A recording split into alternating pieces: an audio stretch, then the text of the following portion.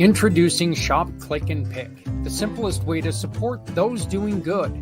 We understand that shopping is a necessity, and with a slight adjustment, you can make a huge difference for those in need. Here's how it works. Visit communitypayitforward.us and navigate to the Find Your Partners tab. Discover our verified giving partners, trusted allies ready to meet your needs. Shop with any partner that resonates with you. Click a picture of your receipt or invoice. Pick a mission partner you wish to support and use their QR code to send a receipt to us. Then all you have to do is sit back and enjoy your purchase, knowing you've made a meaningful change for someone in need. Community Pay It Forward amplifies your business's impact by sharing your story with those who require your services, rallying support for those who need us all. Because no one needs to go it alone when we all come together.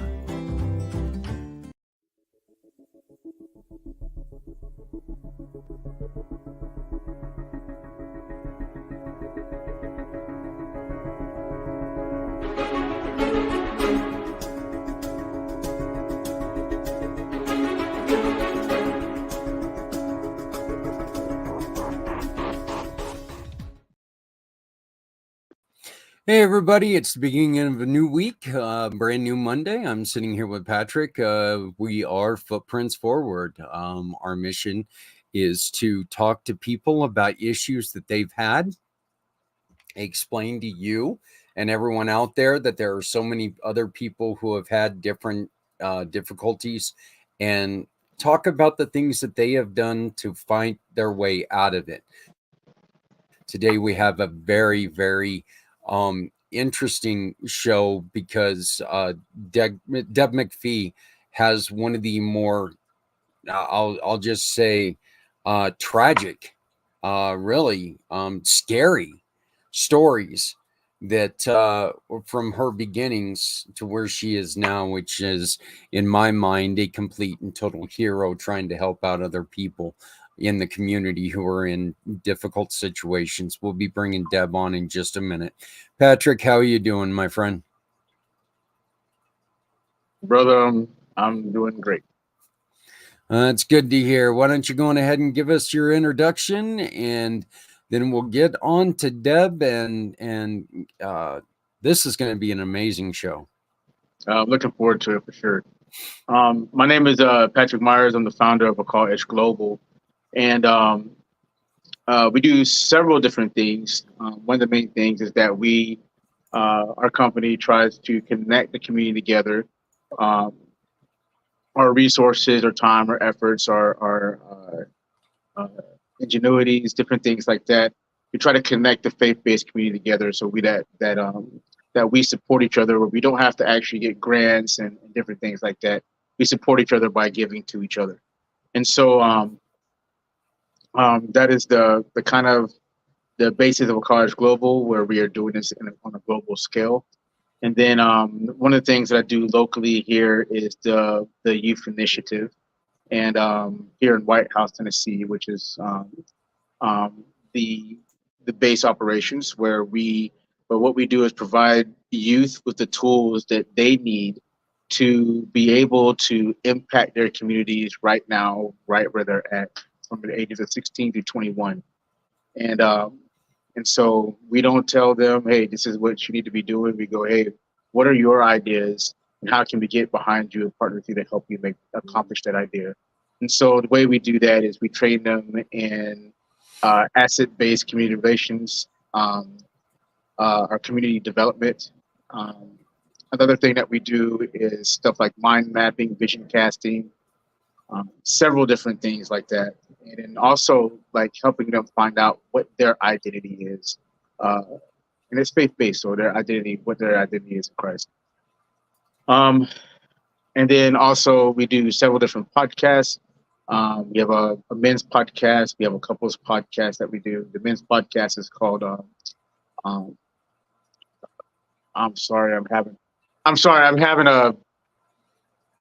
it's been a rough weekend. So for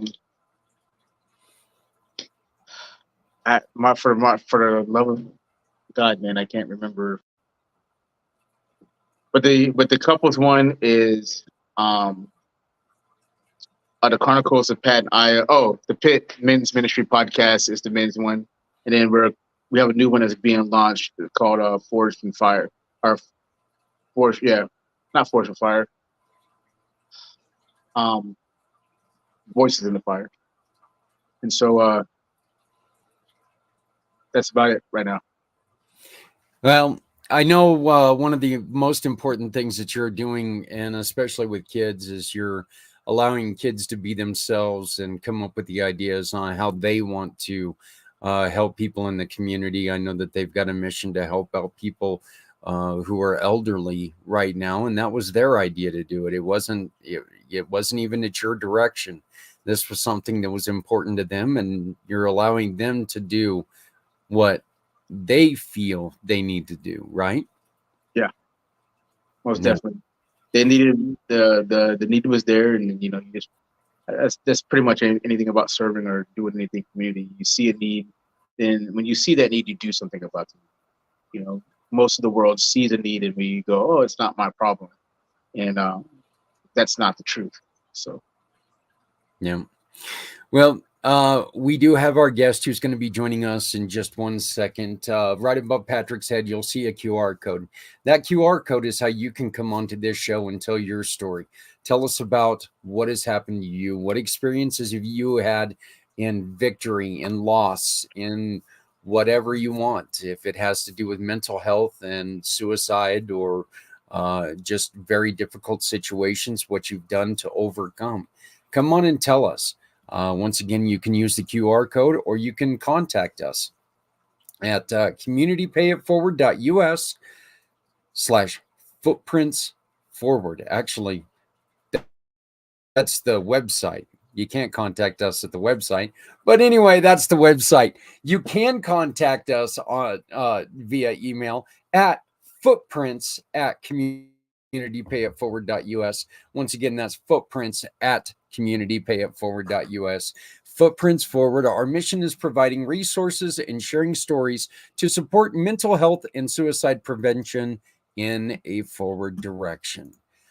I met this next lady when we were in Denver, and we were in a class together for a couple days, and she told her story first, and it immediately caught my attention.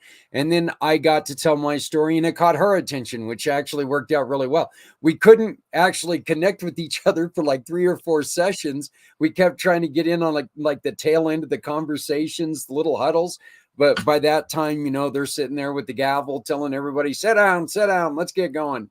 Okay, so it wasn't like that, but but when we finally were able to get together and talk, it was amazing. And it led to this. And I am extremely thrilled to bring you from Chicago in Phoenix, Miss Deb McPhee. How you doing, Deb? Fine, great. Thank you for inviting me here today.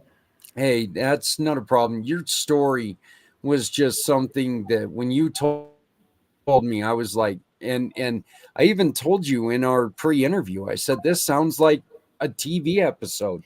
It's the you seriously couldn't write it and make it more impactful than what happened to you. Right. So but like we like to do, I'm going to ask you to go on ahead and tell your story, but then we're going to talk about what you've done with that. And then you've got a very, very special offer to provide to anyone who supports Community Pay It Forward or our partners that we're going to announce later on in the show that it's only a couple minutes old, as a matter of fact. So this is great. But Deb, please tell us your story. Okay. Well, my story it's happened to me 20 years ago, but I was a victim of a violent crime. Now, how this turned about, I was a single mom. I've got 3 girls. So I was a single mom. I was divorced at 32. I raised my kids alone. By the time I was 40, I got married again. Okay, I thought I waited enough time and made a right choice. I lived with this second husband of mine for weeks, 10, 12 weeks. He crossed the line with my 13-year-old daughter. So I did what any mother bear would do. You change the locks, order protection. I had him arrested, filed for divorce, check, check, check. And while I was going down my list, checking things off, trying to get my house in order, he was spinning out of control. Because what we know now that we didn't know 20 years ago is when abusers understand that they no longer can control you, that's when they come to kill you. All right. Let me see. 3 women a day in the United States are killed by intimate partner violence. 3 a day. All right. So when an abuser understands that he no longer can control you, you won't listen to him or do what he says, nothing left to do, you're gone. So this man went into the west side of Chicago and hired 2 drug dealers and gave him my address and gave him my schedule and everything. So while I thought I was trying to get my life in order after this bad thing that happened to one of my daughters, he sent 2 people to my house, and they walked right in and they took me at knife point. So I was kidnapped. I was with, after they picked me up, they went and picked him up. So I was with all 3 of them for over 6 hours, and I escaped. I got a hold of the car keys and I stole their car and I drove myself to the police station. Now I walk into the police station with the keys. Here's the keys to the car I just stole today. And they didn't believe me, because very often police don't believe the victim. They thought I made the whole thing up in retaliation to what he did to my daughter.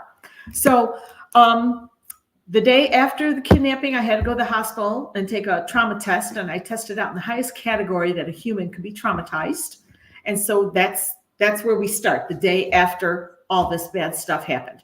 So I had to, we had to pack up, we had to leave. We couldn't, they wouldn't go arrest him.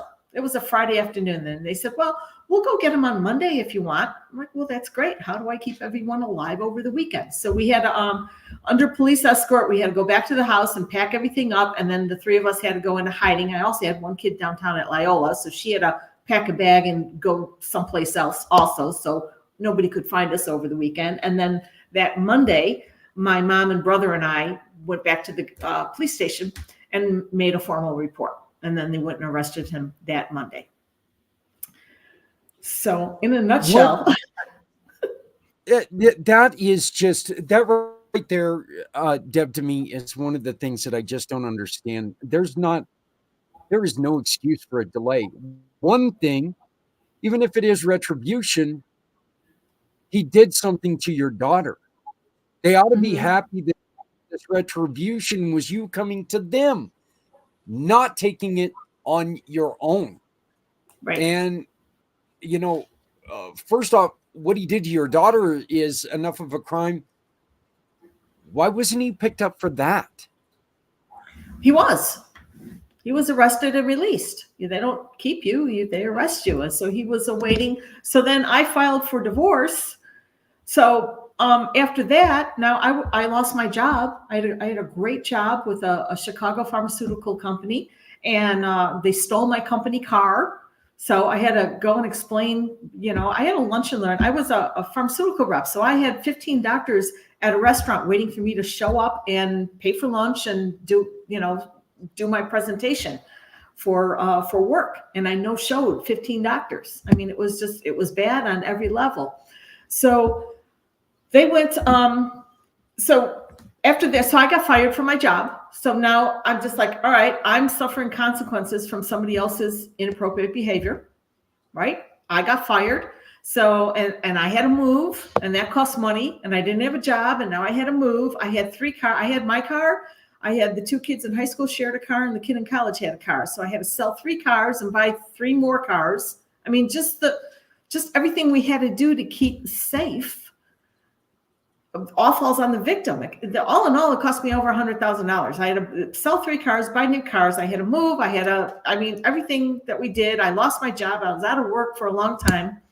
It took me 3 years to put him in jail.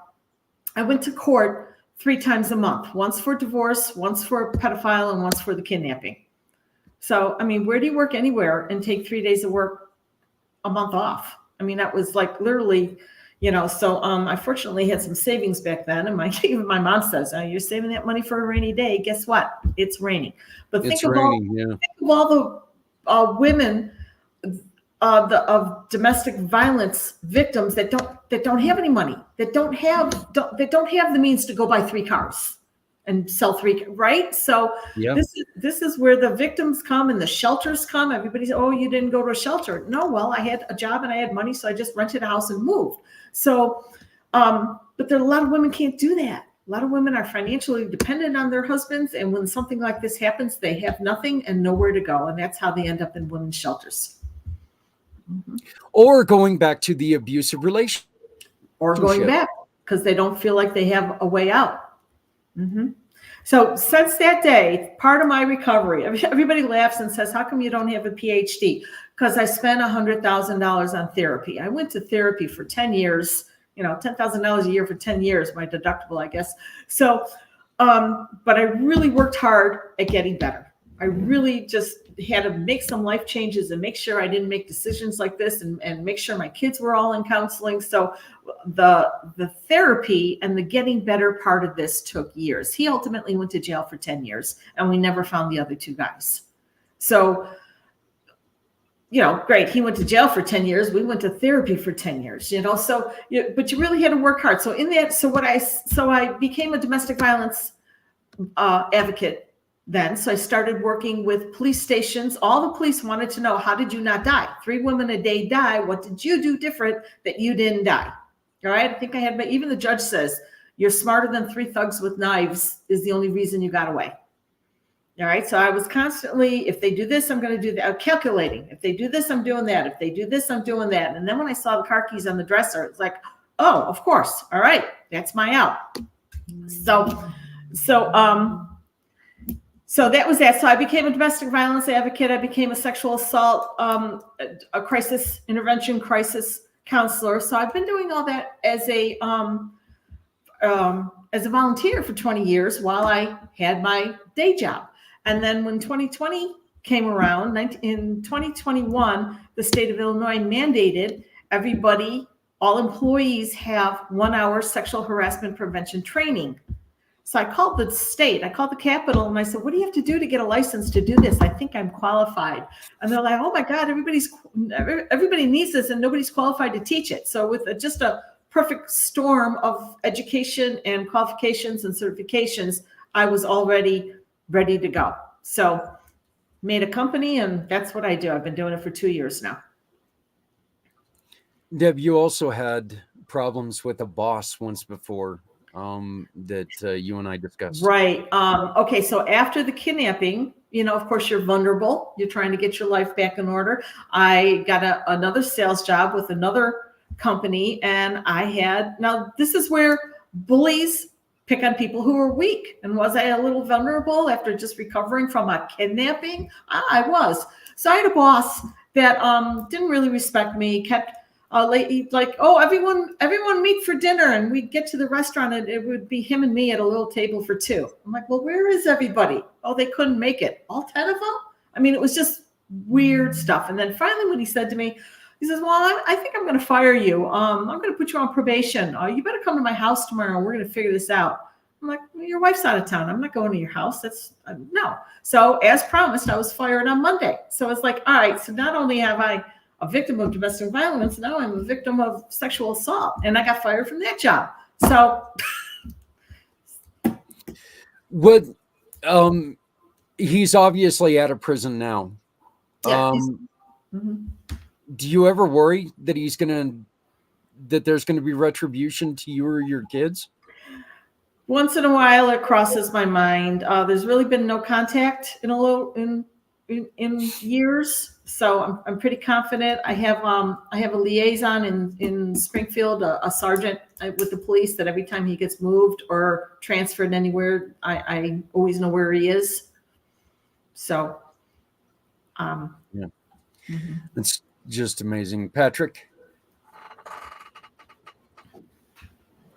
you're on mute, brother.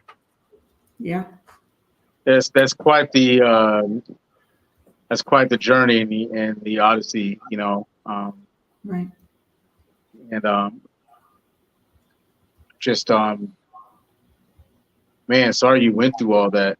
Like, that's absolutely crazy. But then, like, you can see, like, how all that circumstance is still forging you into something new, greater. Mhm. That always intrigues me, like how some people just are able to forge and come through things, and then like it be the thing that actually saves and helps so many other people. Um, Um, there's, when you're a victim, it's, oh, poor me, I'm a victim. And then you wake up one morning and it's like, oh, I'm a survivor. And you see this a lot with cancer survivors. I'm a survivor, and they get the wing tattoo, and I'm a survivor. And then there's a third level that not too many people get to. Everyone's pretty comfortable being a survivor. But the third level, that transcendence, when you get up and then you go back and you teach and coach and train and make sure it doesn't happen to other women. I was on the phone for 2 hours today with one of my domestic violence women. She was going to go to court, and she was scared to meet her husband. I said, don't look at him. He can't intimidate you. He's not allowed to talk to you, but he can't intimidate you unless you look at him and let him. Don't look at him. Put on a nice outfit, look like $1 million, and waltz into court and get what you get, right? So, there's a lot of phone calls like that with the women's, the women that I work with. But it's just like when you turn around and you go back and you volunteer or you help or you train or you teach. I have a twofold thing. It's like I never take women. I never take money from women. I'm an independent domestic violence advocate. And could you just imagine somebody calling me, oh, my life is falling apart. Oh yeah, give me $100, I'll help. No, I don't. Yeah. I never take money from people in crisis. I get my money from the business owners because they have to have the training for their employees, and that's fine. But everything else is a volunteer. Yeah. Again, we're going to be discussing that here in a little bit. But what? And this is a little difficult for people to hear. But when was it that you saw your opportunity to get out of this situation? And I love the way that you talk about when you made the decision that you were going to act. Okay.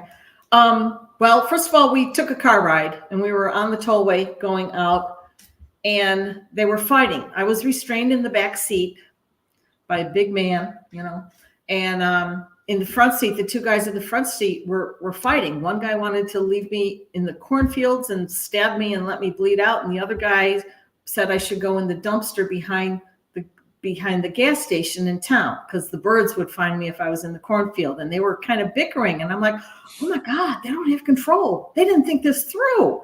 So I'm like, well, if they don't have control in this car, who has control? Me. I am not dying today. And that was like a light bulb went off in my head. I said, that's it. I'm not dying today. I am smarter than these idiots that can't figure out where to leave a body. So as it was, and how I got the keys, I don't say this part too much, but I was being raped. And then someone said, oh, how'd you do when they were raping you? Well, when they were raping me, they weren't hitting me. It gave me time to think, So that's when I saw the keys that were on the dresser. It's like, oh, okay, I'm out of here. So, And is that one of the things in which I know that this is very, very difficult to talk to, to someone about, a victim about, or a survivor? I prefer survivor over victim. But was that, how do you convince, or how do you teach someone that, if that's happening to you, you've got to be able to leave your body. You got to get out of your head. Mind open. Yeah. I always say it like this, and I'm not talking about all men, so I apologize in advance. I'm like, as women, we all know how to lay there for 2 minutes and get it over with. Get out of your head. Think about what you're going to do next. How are you going to get out of the room? How are you going to get away? So, yeah. Rape is not about sex. Rape is about power. It's about making you do something you don't want to do. And yeah, what? Let's, Patrick. Did you have anything else? I'm sorry, brother. No. I'm listening. Okay. So, what were your? What was the first step that you decided? Okay, I've got this experience. You know what? Others need to hear this experience. I'm not going to sit back and watch others suffer in a situation they don't have to. I can say something. I can be the power they need me to be. Mm-hmm. Well, that all came from volunteering and working with, the crisis center. I answer the phone. I'm the first point of contact when people are calling in crisis. I'm the one that decides, do they have a bed? Do I have a bed for them? Are they lying? Do they deserve a bed? Are they, there's a whole checklist that we go through when you answer the hotline phone.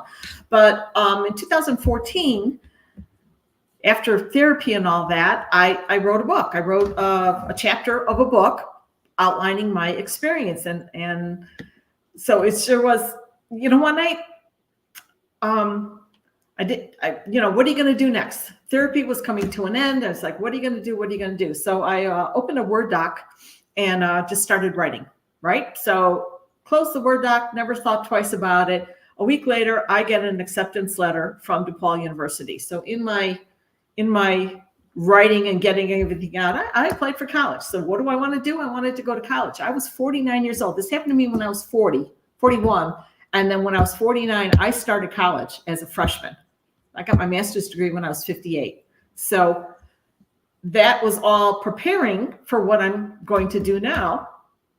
It's like, you have to have some credentials. You have to write a book. You have to go back and say, I'm educated. I have experience. I have education and knowledge about this subject, and I can speak as an expert.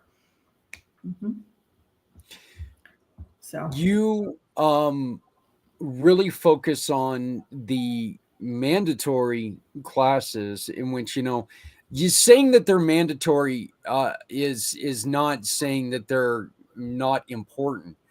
These are very, very important classes for every employer to offer, aren't they? Right. So I started this company 2 years ago, and it was just me running around Chicago, just Deb running around Chicago. And I'm going to read the list of the states. Mandated training is in California, Connecticut, Illinois, Maryland, Minnesota, New Jersey, Washington, and a lot of New York. So if you live in one of those states and you're a business owner, it's mandated that you train your employees once a year. All right. What happened to me is that, there's my website. Okay. So what happened is I started getting calls from people all over the country. Even in states where it's not mandated, business owners say, hey, I want my team to have this training. Okay. That was, that's Dr. G and her team. Her team was all over Illinois, and they were all in one building for a meeting. So I just went to the building they were. We did the training right in the lobby. That's us doing the training right there. Mm-hmm. So whether it's mandated or not, if you're a business owner, and a lot of people do it online too, and that's the one that say, we do ours online. Well, I'm an advocate for in-person training by somebody with experience like me, because there's always lots of questions. And I offer a year of support with my training as well. And I get phone calls from women all the time. Hey, this happened at work today. Should I be concerned? Okay, it's not a big deal, but here's how you can prevent it next time. So between that, and I run a group on Wednesday night, a women's only group that anyone can hop on and ask any questions they want. Let me ask you this, with what you just were talking about, when women will call you and say, hey, this happened to me today. Should I watch out for this? What are some of the things that women don't think that they should really watch? It's like, this happened. It's, but it's really something that you need to kind of keep an eye on. Right. A lot of women don't want to cause trouble. They don't want to get fired. If you go back to that picture right there, that was me doing a class that we did about, those people all needed license. They needed the class to renew their license. And so we just did about 400 of them all at once, all in 1 hour. That's me right there. Okay. So a lot of women, number one, think they're going to get fired. They think that they're going to get in trouble. They don't want to make waves at work. Women were historically, especially older women, we were told, be quiet. You don't cause trouble at work. Smile. Be quiet. Smile. Don't cause trouble. Okay, well, you don't have to be cordial to somebody that's being mean to you or bullying you or being disrespectful to you. Now, the young women get it. Every generation of young women that enters the workforce, every June, we get a whole slew of young women, brand new, entering the workforce. These young women were raised, okay, like I'm in my 60s. So my mom was the first woman in our family to go to work, but she raised me, right? But I raised my kids. My kids are stronger than me. But okay, so you take these 20-year-olds, 23-year-olds that are entering the workforce today, and they were raised by stronger women, and they were taught they're more willing, they're less tolerant of unacceptable behavior and more willing to make a formal claim. And once somebody calls and makes a claim to the EEOC, once you're in the computer, they're going to sue you, and it gets very expensive very fast. So you really want to train your team what to do to head it off at the pass so it doesn't get to the point where you need to hire a lawyer if you're a business owner. What do you suggest that other than talking to you, of course, what do you suggest that business owners do first if they've got even a single complaint? Well, if the complaint is already in the system, first thing you have to lawyer up. That's, you're in it now. You're gonna because the state, I don't know about all states, but some states will send investigators to your business to interview you and your employees and your customers and your neighbors. And then as soon as it hits the Facebook group of whatever town you live in, you're going to lose 40% of business. I mean, it just gets real bad real fast. You don't, so if you have a complaint, you need a lawyer real fast. But if you can train your team ahead of time, you want to be the kind of boss that your team's going to come to you with their problems. Because this is what's going to happen. It's never, people think that I'm going to help the women report the boss. And that's absolutely the opposite. The boss, the owner, the business owner is my customer. I protect the business customer. I'm an advocate for the business owner. All right. And business owners usually protect what they have. If they have a business license or a company, they don't want trouble. They're not the ones misbehaving. It's usually the customers that are bothering the young women that work there. And the young women don't want to cause trouble, and they don't want to tell the boss, and they don't want to do anything. So they go home, they drink a glass of wine, they get on Facebook. And who's on Facebook? All those angry Me Too ladies. Call the EEOC. Here's the website. And next thing you know, she files a claim against the customer that's grabbing her butt. And then the business owner walks in the next day thinking everything's fine, and he's got a claim. That could have all been avoided. Be the kind of boss where they can come to you with all the problems. OSHA says if you're a business owner, the first thing you have to do is provide a safe place to work. Yeah. So, all right. So especially if you have young women, I had a real awful case. It was a doctor's office in Chicago, and they all walked out together and walked out to their cars together because the doctor says that's safe. I'm going to walk everybody out to the car, and they all left as a group. So they clean up, and they were all in the waiting room waiting to leave. And they're like, what's her name? The little 23-year-old. Where is she? Oh, she took out the trash. This poor girl was getting sexually assaulted in the alley. There was a big cement wall around the trash container, and she was in there getting sexually assaulted. And, so nobody empties trash alone, especially if you're in a big city. One person stands by the door, holds the phone, okay, run out, and then the other one runs the bag to the bin. So nobody goes out in the alleys. I don't care if it's 2:00 in the afternoon, you don't go alone. People that get sexually assaulted, very seldom is it random. You're being stalked and watched. That guy that assaulted her worked 2 doors down in the strip mall, and he knew that she was by the garbage every day by herself at 10 after 5. He knew this. Okay. Opportunity. It's yeah, Patrick. No, so I was I'm actually I just really wanted to listen and maybe understand a little bit more about what it is that you do before I had any questions or spoke about anything. And I find it really interesting that throughout all this, like, you are an advocate for the business owners and what's going on. And then you said something really important about like the whole B2 movement and whatnot, where I've personally seen an experience where like sometimes it just has to be it only has to be said. It doesn't have to be true. And it'll completely blow up your life or different things like that. And so like where you're actually giving strategies on how to actually, and how to actually deal with that. And then also the process of that you have of like vetting stories and different things like that.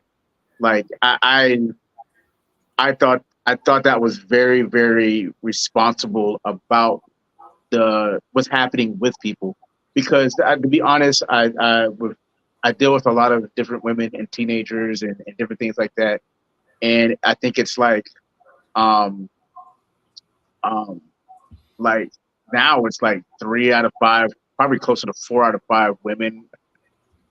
Well, it's not even women anymore. Actually, it's just teenagers. Period. It's just the statistics are really insane. Have experienced some kind of sexual assault or something like that in their lifetime. Right. And so I don't know. I was really impressed with how you were saying that there is a process of vetting to see if even if things are true, because uh, sometimes that sometimes that can be a blind spot in advocacy. Because it happened to you, you want to believe it's happening to everybody else, but some people are just angry and bitter and say crazy things because they can, or they believe it, or different things like that, or you know,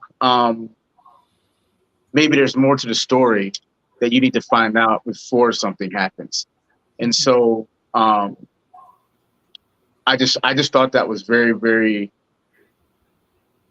that makes me a lot more interested to understand what you're doing and know what you're doing, and even be like, okay, let me refer somebody to this person for this. So Right. I really, really am very intrigued by the process of it. My question would be, when was the point where this all just clicked and you were like, this is what I'm going to do now? Like, what was the catalyst for this? Well, I did it. I've been doing it for free for 20 years, because that's when I became a advocate and all that. So I've always volunteered. But with the Me Too movement a couple of years ago, all the states are mandating the training for employees. And I also am licensed by the state of Illinois to give CE classes. Anybody that holds a license, the doctors, the lawyers, the nurses, the dental hygienists, they all have to have one CE hour to renew their license. So I'm licensed to give the CE. My company can give CEs, the continuing education credit, the CE credit. Yeah. So that was the catalyst. It's like, 2020, I was a medical rep. We were not allowed, they didn't let the reps go office to office in 2020 because we were bringing the germs from one office to the next. So all the reps were home with nothing to do. So it was COVID. It's like, wow, this is mandated now. Let's call and see if I can have a license. What do I have to do this? So I retired from my corporate position and opened a company. So, I wanted to go ahead and bring this up real quick. You have got, and I'm going to share the page again. Yeah, I just want to spotlight some of this. And this is one that I am very, very familiar with. But sexual harassment prevention for workers in restaurants and bars. This right here is one that, blame it on the way that bars are set up. You always have the very, very attractive little girls in the clothing and, playing a role. And, it puts them in a very difficult position. So it's great to see that you got this here. Domestic violence awareness, City of Chicago bystander training, mandated reporter, the different types of harassment, HR staff and team lead, when violence comes to work, that one would be very intriguing. That's what I give often. That's just outlining there's 4 different types of violence. And what do you do? This is when the crazy ex-boyfriend walks into the office with a gun and starts shooting people. You have deaths because of, so if one of your employees puts out a restraining order on the husband or the boyfriend, you're going to want to know about that. Right. And is he stalking the office? Can she safely walk to her car? And if there is trouble, you can, if ever you have trouble, you can always call the police and say, okay, can a squad pull up in front of my office at 10 after 5? We're all going to leave. And that way a squad pulls up and everybody can leave and get in their cars and drive away. And as the business owner, you want to stand and make sure all those women get off your property, get in the car and leave the premises safely. Absolutely. Absolutely. Sexual harassment prevention training. Mm-hmm. This is a real big one for you, is it not? That's the one that I do most, the sexual harassment prevention training. And that includes, and that is a CE hour. If you need a CE, I can give it in Illinois, and then, or if you're not in Illinois, you can take it and see if it works in your state. Mm-hmm. Okay, in Illinois department, but you've also listed off other departments that you're registered in. Mm-hmm. That's where, the Department of Professional Regulations, that's the department that everybody that gets their license in Illinois gets it from that department. So me, the doctors, the lawyers, and we all need, it's funny, I need it too, to renew my license. Everybody needs an hour of sexual harassment prevention training to renew their license. Mm-hmm. Deb, what do guys need to do to stay out of trouble? Oh, well, if you wouldn't say it to your mother, don't say it to anyone at work. That's number 1.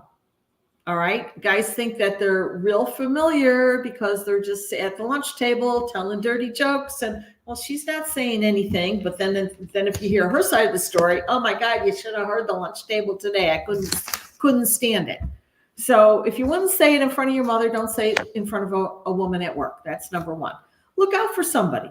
If you're at Home Depot or the grocery store and you're in the parking lot and you see a mother with 2 babies trying to load the car, are you going to get in the car and drive away?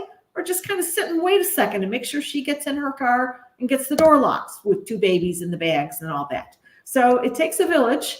You're watching somebody else's family, and hopefully somebody else's family is watching your wife and daughter do the same thing. And not creepy, not like stalking them, but if you are noticing somebody alone in a parking lot, you're going to make sure they get in their car okay and get the doors locked. I would even like to add to that. If you see a mom and a couple of kids walking around the store and you see someone following them, absolutely.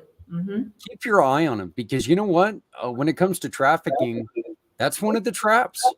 That's one of the traps. They find somebody who's distracted, and a mom with 2 kids, a mom with 1 kid. Mm-hmm. They're going to be a little distracted. They're not going to be paying attention to what's going on. And these people follow you around stores. They'll follow you forever. They've got nothing else to do but ensnare people. Mm-hmm. So please, if you see somebody being a little creepy, stalky, say something about it. Say something to someone in the store. Hey, can you guys please kind of watch out for this person? Don't put yourself in a bad situation. Mm-hmm. Don't ever put yourself in a situation where you don't feel comfortable. Mm-hmm. There's no reason to get yourself into a situation where you're going to get hurt if you don't physically think that you can do that. Right. So that's not what we're going to ask you to do, but please make sure you tell someone. Tell somebody. And back to the business owners. I was in a business owner's office, private office, and the door was shut, and I'm looking around. There were no cameras. I said, do you bring young women in this room? Oh yeah. For meetings? With the door shut, there's no cameras. So never, if you are, if you're a male, you don't ever go in a room and shut the door with a young female employee. Don't bring them in your private office. Put cameras all over, lunchroom, front office, waiting room, storefront, front door, whatever your business is. But you want cameras all over. You don't ever want to put yourself alone. You never want to be in a storeroom or the back room or the basement or whatever alone with a female, especially the young women. You just don't put yourself in the situation. you know? We going ahead, Patrick. Yeah, that one is something that's wise, and I think that's something that goes beyond the workplace and just in just men in general, is to have boundaries set. That's something that I had to learn over time, and I see a lot of men, especially in uh, the religious sector and stuff like that, that there's not those boundaries and things set in place where I think a lot of what you're saying applies to those contexts also, just to protect yourself, to protect perception, different things like that, because um, it, it protects both people. That, which is really what's the important part of it. It's not about it's not just about, because even when you said it, you said you came into the room and because of what your experience is, you're thinking like, how does it affect not just them, but how it affects you as a woman being in that space, right? Or no cameras. I said, you need, especially if you have a private office, you want a camera, and it doesn't Yeah. have to have audio. Nobody's going to listen to your phone calls, but you want the camera just rolling in the background, because there are these laws are also having a new breed of criminal. These women are placing themselves in your business as an employee or a customer, and they're instigating inappropriate behavior. And when it's reciprocated, boom, file. All right, because they know you're not going to go to court for 5 years. They know you're going to write a quick check for $20,000 to make them go away. All right. It's, we take, Deb, and when it comes time, well, the first thing that we do is we run our organization to where we give out free clothing, free housewares and stuff like that. We always insist that my wife and I are both here when that happens, one, and we insist that they bring someone, an adult, with them. Right. We want to make sure that everybody's got someone. And we also tell people that, when it comes to, like, if we do an adopt a family or something, make sure that there's this contactless or no contact thing that goes on. If they drop it at your house, whatever. But I always tell people, meet them in a public place and never, ever, ever meet someone alone. Right. Right. That goes for if you sell something on the internet. Yeah. Always go to the parking lot of the police station, because there's cameras all around. Yeah, that's a great place to do it, is right there in front of the police station. Right. I see, I've never suggested that, and I don't know why. Well, that's the reason why we got smarter people here than me. So, Deb, you have offered a fantastic offer to people who want to support Community Pay It Forward and what we do. Can you please tell people? Okay. Well, next Wednesday, April 17th, 4 o'clock Colorado time, 5 o'clock Chicago time, I'm going to open a Zoom room, and we can have a training with questions afterwards if anybody would like to hop on. And we'll do, you know what? We can do when violence comes to work, I'll volunteer that. We can do that one for free, and then if they want to schedule a training after that, they can pay for it. But we can do with violence comes to work, and that's the initial thing that business owners need. It's like just outlines the 4 different types of violence that walks in your door, and what do you do if you are boss? What do you do? So we'll do that. We'll do free training next Wednesday, April 17th, 4 o'clock Colorado, 5 o'clock Central Time. When violence comes to work, that's a good program. And it just outlines the different types of violence, what it needs. And then if you're a business owner, if you want to continue on with the sexual harassment prevention training for your team, we can work from there. So definitely, you know what? Hey, to all my nonprofit, to all my business friends, everybody who's following Patrick, you know what? Join Deb next Wednesday at 6 o'clock East, 6, 5, 4, and 3 for when violence comes to work, and then contact Deb for further training. And what's going to happen is for these trainings, Deb's going to give a percentage to the mission of your choice. Mhm. So you get to take and hire Deb, and a portion of that is going to go to help out somebody who has asked us for help.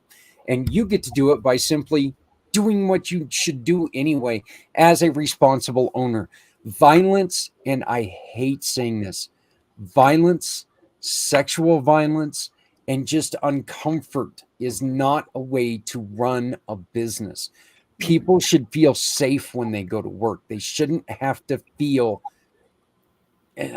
this is a weird word for a big guy like me to say, they shouldn't have to feel icky. Okay? Right. And especially the young one, if you're a grown man and you've got, 10, 15 young associates running around, you don't know them all personally. You're not eating lunch with them. They're not going to, oh, you're the boss. I'm not going to, they're not going to come to you and tell you the problems. You want to be the boss that can fix all their problems. Because anything that happens at work, oh, customer John, I don't like him. Great. You go over there, put a guy over there with customer John. It's an easy fix. A lot of my offices have a code word. Whatever the code word is, on the intercom, blah, blah, blah, code word. Okay, all hands on deck. That person needs help. Just send another person over to stand with them, because people usually behave when there's two people.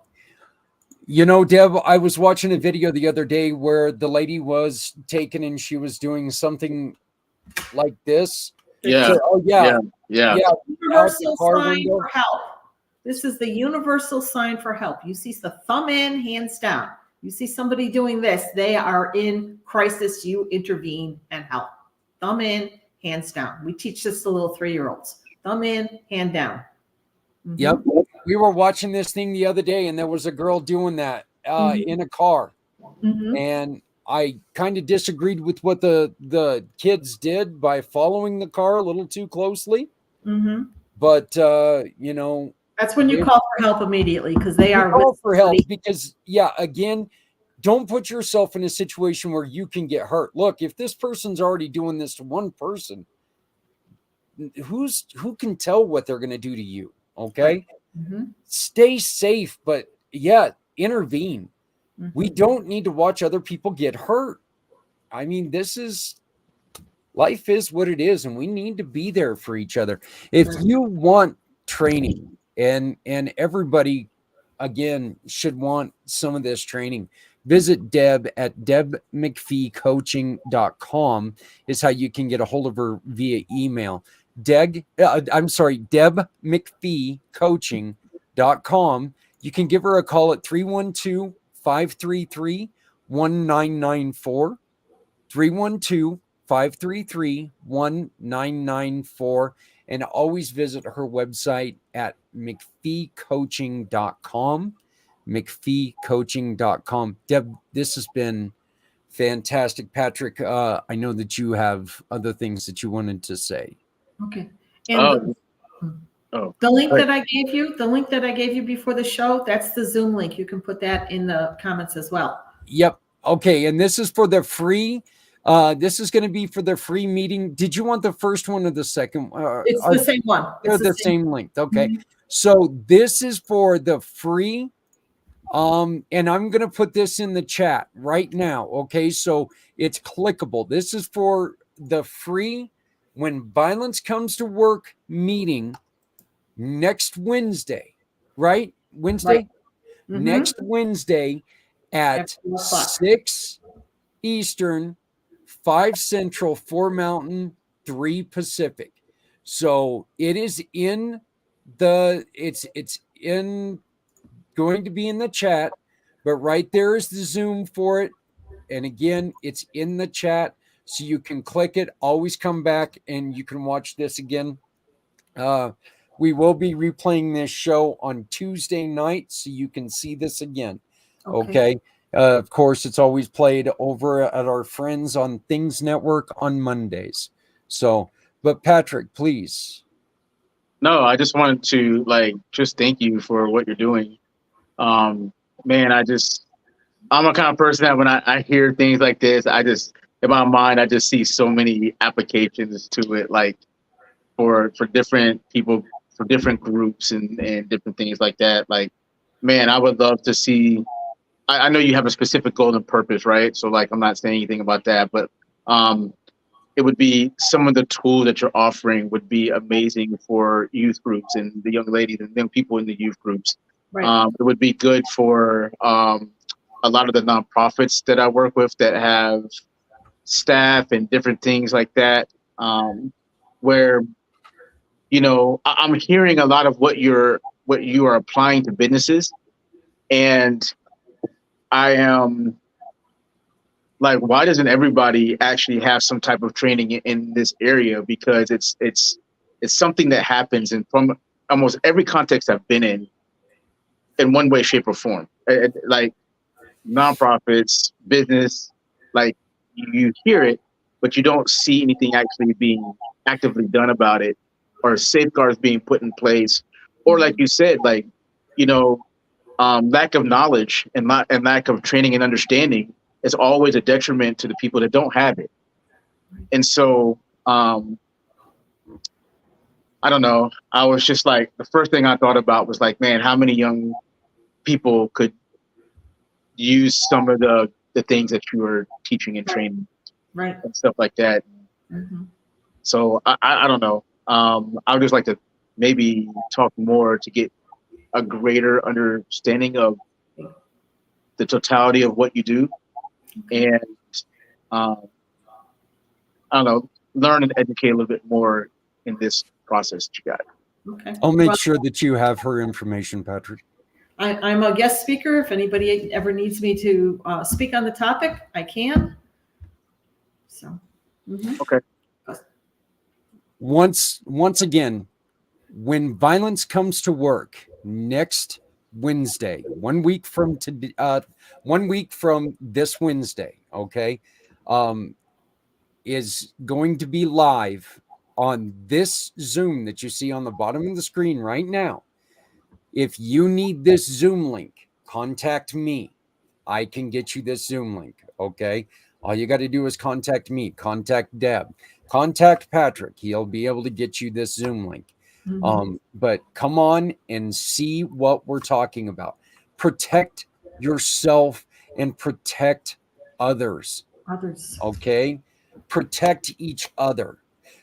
And Deb, one of the things that I really wanted to say to you is I wanted to thank you for also protecting the other side, making sure that people do understand. Yes, we realize there are some twisted people out there running this game on people, and it's a terrible game, but it is true. And just 82% of women have said that they have experienced some sort of sexual harassment at work. That's not a few, that's most. And when I spoke to a group, there was about 500 people in the room, and I asked a question to the men only. Does anyone know a rapist? No one. No one knew a rapist. Then I asked the women, does anyone know that someone that's been raped? Everyone. So if all women know somebody that's been raped, why don't men know a rapist? So the men aren't thinking about this. The women think about it all the time. Yeah. Well, like you said, it's not about the sex, it's about the power. The power. And a lot of times men don't think about the power. They, they don't even realize what they do.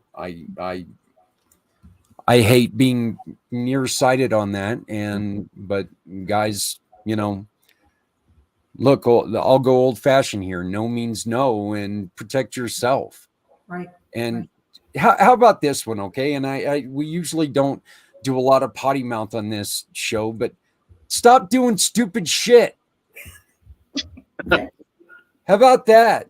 Stop putting yourself in dangerous, stupid situations. Mhm. We see all the time these guys putting themselves in dumb situations. You're like going, wow. So stop doing stupid stuff. God. Anyway, Deb, I want to thank you so much. Thank you for your offer. We will be putting that out all over the website starting later on today. We will, I'm going to, unfortunately, Well, you know what? I may record this week's or next week's episode of the show and join you. I have a podcast that starts at 5 p.m. on Wednesday, but I may join you anyways. So just to check. But please make sure you join her next Wednesday, 6 Eastern, 4 Mountain, 3 Pacific, 5 Central. Deb, thank you so very much. Thank you. Thank you for inviting me today. You're very welcome. Thank you. Thank you. And we'll talk to you very soon. Okay. All right. Patrick, what did you learn today? Oh man, I think it was just a very powerful story of, overcoming those kind of things and those kind of issues in your life. Just you don't understand a lot of time. I know we don't understand, especially as men, how much we need to have boundaries and hypervigilance in the things that we do and say and how we say them. The situation.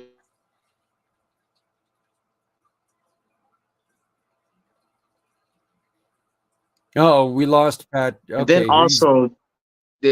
then also, like, it's not like you said earlier, it's not just about protecting yourself, it's about protecting the people around you, because like sometimes you don't know the effect of the things the things that are happening around you, or something that you might say that might be taken into a context where the person is receiving it in an unfavorable way, right? Like you just don't know. And so like setting safeguards, practices, understanding, how things can be appropriate. Because sometimes you don't know. Like you don't know until someone goes, "Oh, I feel uncomfortable in this situation," and you're like, "Oh shoot, that's not what my intention was," And so like the training is very, very important, especially for women, especially for businesses, especially for the men, like, um, because I do understand the whole picture of it. I understand it from the woman's point of view. I understand it from the male's point of view. I understand it from the women out there that are just hurt and or woman or man that are just hurt and or have that are just hurt and might get angry and say things. I understand it from the point of how she was talking about how people running a scam just to get paid and whatnot. Like there's just so many different facets to one subject. Yep. And it's just so crazy. Like you don't know what you know until you know it. That's right. right. And so that's my takeaway from it. It's just like, how to empower more people with the knowledge of, because there's a lot of things that, and even in my past, I just didn't know. You know what I mean? And then you're like, oh snap! Like now, I should have never put myself in this position. I should have never done that. I should have never said this or whatever. Or this is not like I might have this intention, but then like how it's received because men and women think differently. Like me and you can tell a joke and it would be like, a joke between us that's absolutely hilarious. You know what I mean? But then you put a woman in that mix, and that joke becomes a whole nother problem. And you're just like, wait. That was not what was being relayed, but the sensitivity to those things. And so I'm I don't know. I just see the benefit of the tools of those trainings that she was talking about and how it can impact so much. Yeah. Well, like I said, I really think that this training is going to be very beneficial for you and everyone out there. And this is a free offering to you from our guest, Deb McPhee. Please contact me later on, and I will get you the information. All you have to do is tell me that you want to know more about it, and I'll send you all the information. And then remember, if you want further training, that will get you and your team trained on about all these things, the sexual harassment. Hey guys, we got to get out of here. I want to thank you all very much. Patrick, thank you for joining me. Thank you to our guest, Debbie, for joining us. Deb McPhee, again, wonderful, wonderful show. Very strong lady. Just so much. Deb McPhee. She's a coaching. force, brother. Yeah. Deb McPhee. That woman is a force, brother. Yeah. So, Cool. look, being able to do what she did, I'd want her on my team. That's all I know. So, but go to McPheeCoaching.com, McPheeCoaching.com, and you can contact her at 312-533-1994, 312-533-1994. Hey, everybody, we're done for this week. We'll see you next week back here on Community Pay It Forward's Footprints Forward. And I want to remind you all to please, if you have an extra hoodie in your home, you're not doing anything with it, put it in your car. Don't sell it in a garage sale and make a nickel. Give it to somebody who's struggling out there with the elements. If you've got extra food in your fridge, don't wait for it to spoil. Throw it in the old hillbilly Tupperware in an old butter bowl. Go give it to somebody battling hunger. We can all do things to make someone's life better. Let's come together. Let's work for each other. Let's make this a better place. My name is Zach Clayton. Make sure you love someone out there because someone out here loves you. We'll see you next week right here on Footprints Forward.